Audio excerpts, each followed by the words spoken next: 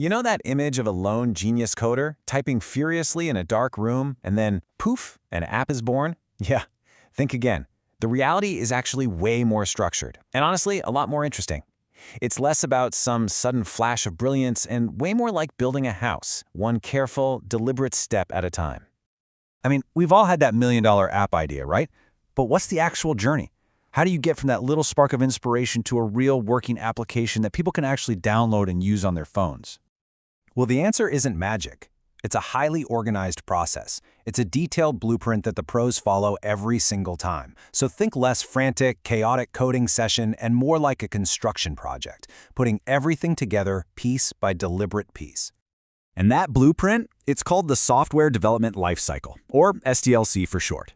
This is the professional framework that takes a cool concept and turns it into a reliable, high-quality digital product. It's all about making sure that the team builds the right thing and, just as importantly, builds it the right way. So, what does this blueprint actually look like? Well, it's a journey, really, through 6 distinct stages, and each step is absolutely essential, building on the one before it to take a project from just a dream to a full-on digital reality. Okay, here they are. Planning, design, implementation, testing, deployment, and of course maintenance. Let's think of these as the 6 core phases of our construction project. Now let's break down exactly what happens in each one. First up, you've got planning. And this is key. Before a single line of code gets written, you have to define the entire project. This is like the first meeting with a client. Who are we building this for? What is it supposed to do? What features are absolute must-haves? You know, in our house analogy, this is where you figure out if you're building a cozy 2-bedroom bungalow or a giant, sprawling mansion. And it all boils down to these 2 super simple yet absolutely critical questions. I mean, if a team can't answer, what problem are we solving with crystal clarity, the whole project is already at risk. This stage isn't just about paperwork, it's about laying the foundation for everything else that's going to follow. So, once we know what we're building, we move on to the design phase. This is where the architects and engineers step in to create the technical blueprints. We're talking about the system architecture, how data is going to be stored, and of course, the user interface, the UI, which is what the app will actually look and feel like. This is the detailed plan for where all the walls, the windows, and the digital wiring are going to go. So at the end of the day, the design phase has to answer these 2 fundamental questions. And it's not just about making something that looks pretty, it's about creating a logical, efficient, and user-friendly structure, right? A beautiful house with a totally confusing layout is still a failure.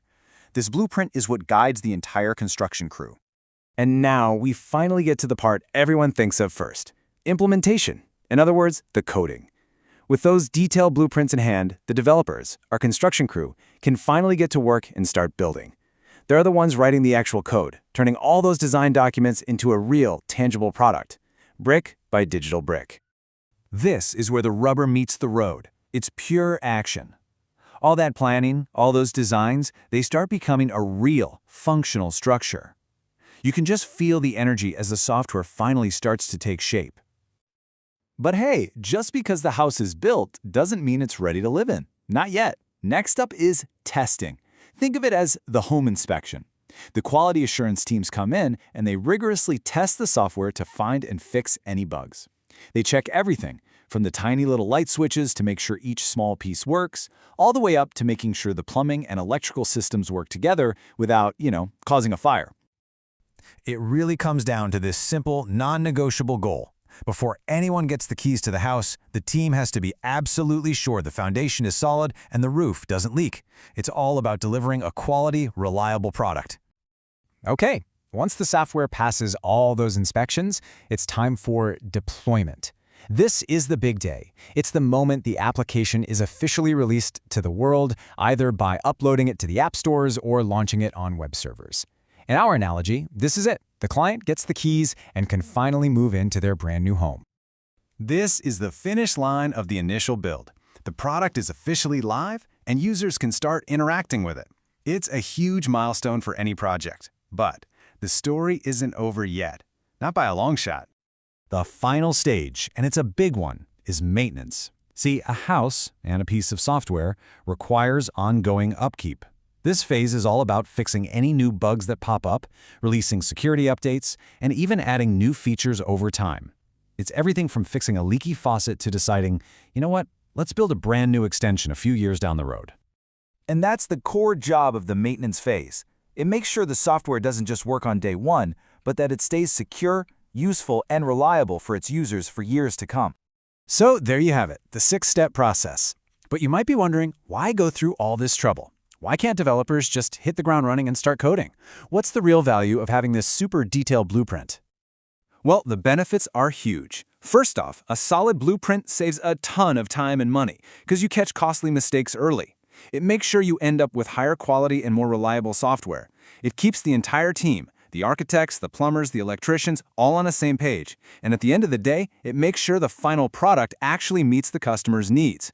Trying to build without this plan isn't just risky, it's pretty much a recipe for disaster. Okay, so let's bring this all back to the technology you use every single day. Because this isn't just some abstract theory. It's the real process behind every single app on your phone and every website you visit. Whether a team is building a mobile app or a web app, the 6 stages are exactly the same. It's just the little details that change. So, for example, during the design stage, a mobile app team is going to focus on a touch-based user experience, while a web team might design mockups for a browser. And for deployment, one goes to an app store, the other goes up on a web server. The tools are different, sure, but the blueprint is universal. And this brings us to a final and really important idea. Have you ever wondered why your apps are constantly asking you to update them? Well, the answer lies in that final stage of our blueprint. The truth is, software is never really finished. The digital world is always changing. New security threats pop up, user expectations evolve. So those constant updates you see, that's the maintenance phase in action. Every single time you hit update, a team has run through a mini cycle of this entire process to fix a bug, patch a security hole, or add a cool new feature. It's this never-ending build that keeps our digital world running. So the next time you update an app or use a website that just works flawlessly, take a second to remember the hidden blueprint that made it all possible. It really makes you wonder, right? What would our digital world even look like if it were all built without a plan? Just imagine the chaos.